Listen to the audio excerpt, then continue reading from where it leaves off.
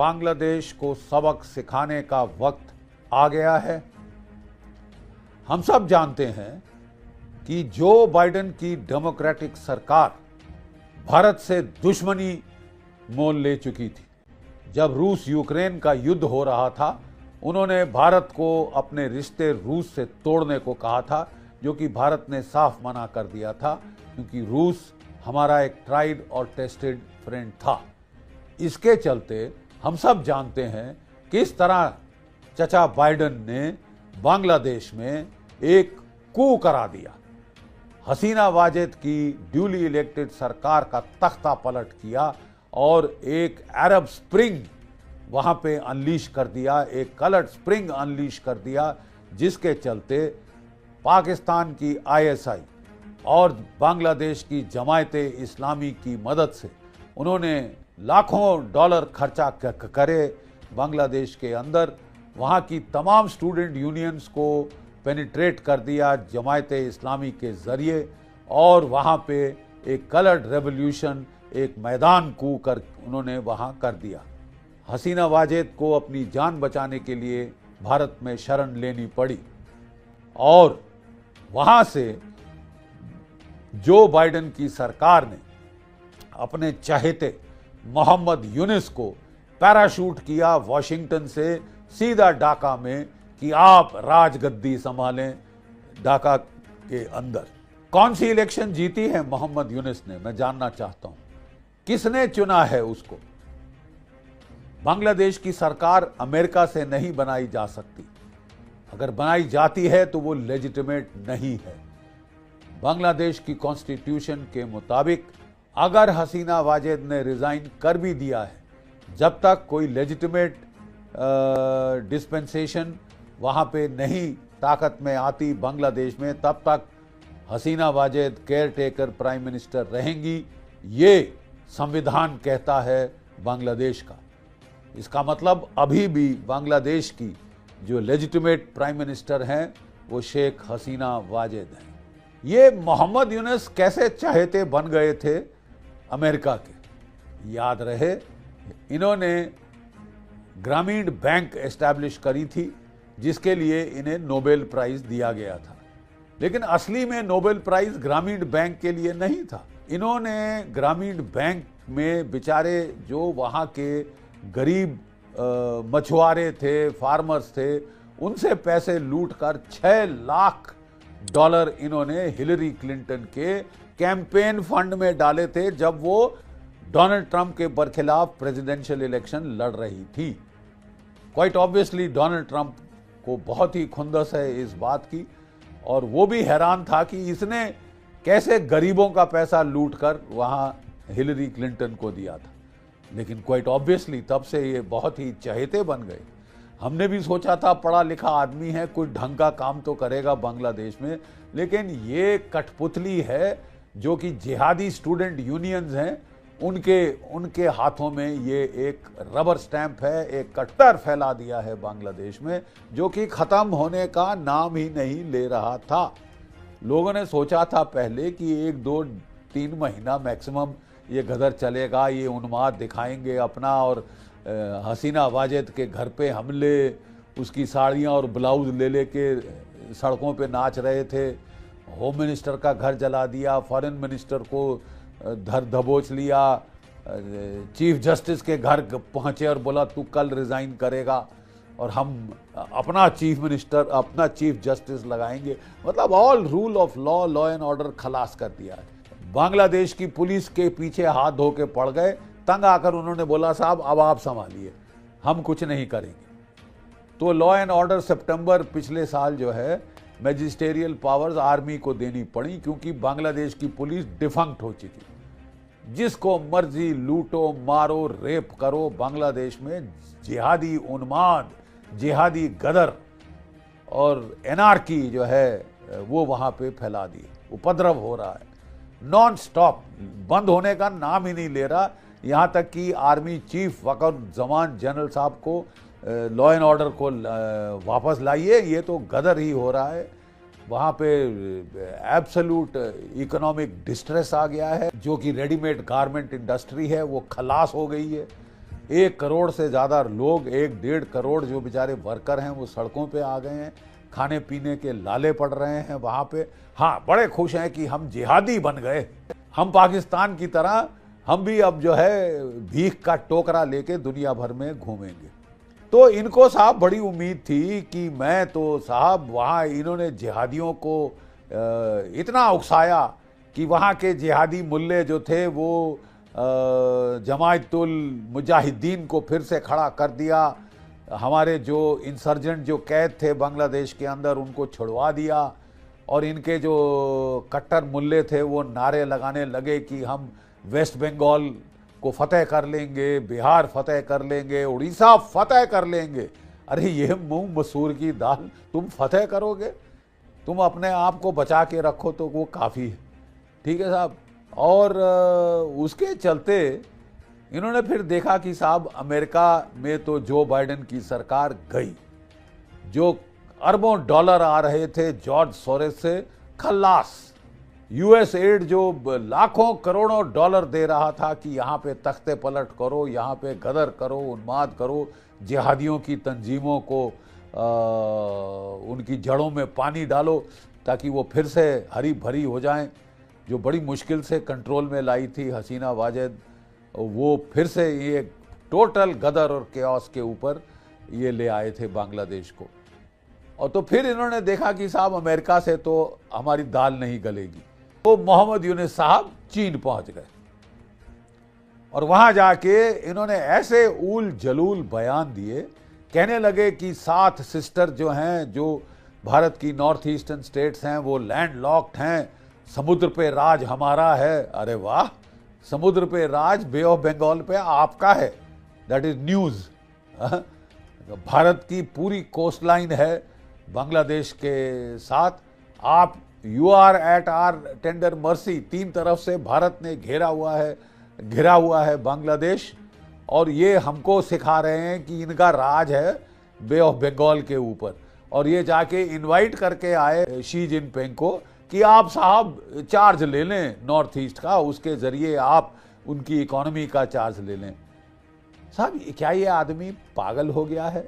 क्या इसके होश हवास उड़ गए हैं?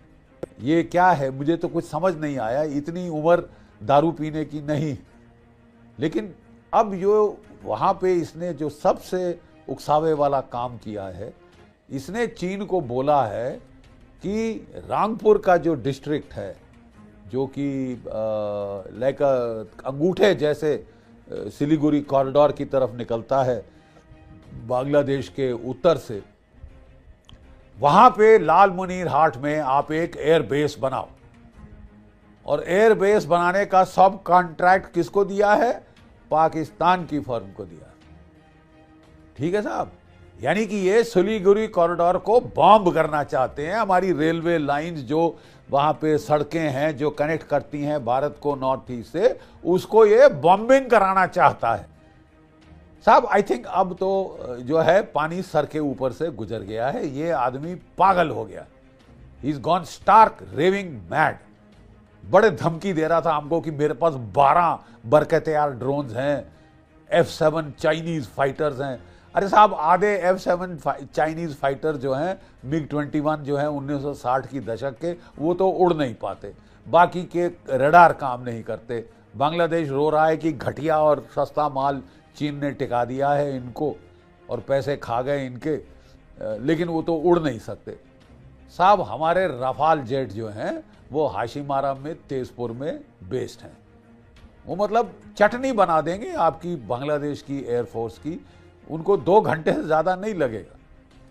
और अब ये जब धमकी देने पे आ गया है कि ये हमारी सिलीगुड़ी कॉरिडोर चिकन नेक को काटेगा, बड़ा इनके मुंह में लाल टपक रही है कि चिकन नेक मतलब बहुत पतली है और मैं एक एयर बेस बना के यहाँ से पाकिस्तान की फौज बुला के यहाँ पे हमले कराऊंगा भारत के नॉर्थ ईस्ट पे। Then you deserve to whatever is coming your वे।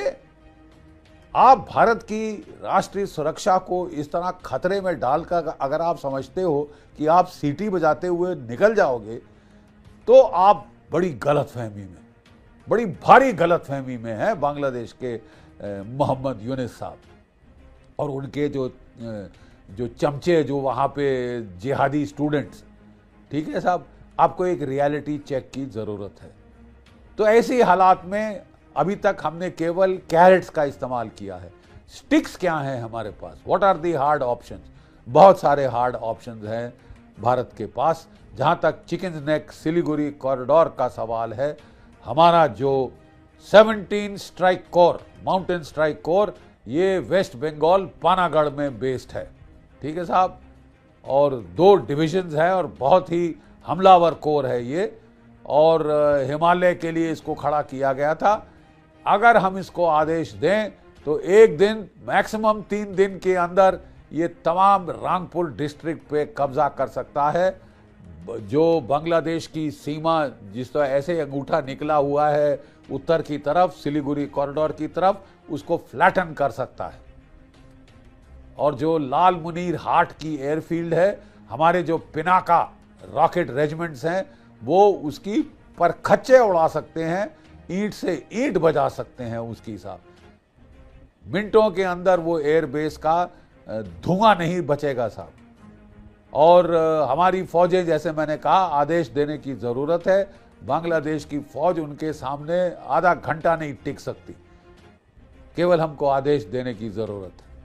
अगर किसी वजह से भारत की सरकार अपने हाथ खून से नहीं रंगना चाहती तो हम वैगनर ग्रुप जैसा कोई ग्रुप खड़ा कर सकते हैं, जो कि वहाँ के प्रताड़ित हिंदुओं से बनाया जा सकता है, और वो इस इलाके को पूरा कैप्चर करके जो प्रताड़ित हिंदू हैं, जिनको ये रेप कर रहे हैं, जिनके टेम्पल्स ये बर्बाद कर रहे हैं, उनको मार काट कर रहे हैं, एथनिक क्लेंजिंग और जेनोसाइड कर रहे हैं, तो ये जो है हम वहाँ पे इसको हम जो है 1 से 3 दिन के अंदर ये पूरी सिलीगुड़ी कॉरिडोर को भली भांति सुरक्षित कर सकते हैं।